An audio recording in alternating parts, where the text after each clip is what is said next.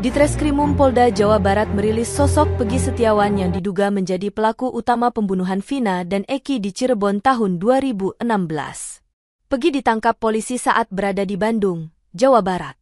Polda Jawa Barat menetapkan Peggy turut serta dalam tindak pidana melakukan pembunuhan berencana dan turut serta melakukan perbuatan kekerasan kepada korban. Namun Peggy Setiawan bantah melakukan pembunuhan. Saat digiring usai konferensi pers, Peggy Setiawan alias Perong membantah tuduhan sebagai pelaku pembunuhan. "Saya tidak pernah melakukan pembunuhan itu. Saya tidak pernah membunuh," katanya di hadapan wartawan yang menunggunya di Mapolda Jabar. "Ini fitnah," tegas Perong.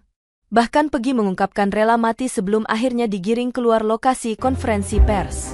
Sabar ya, sabar. Ya, kami persilahkan. Jadi nanti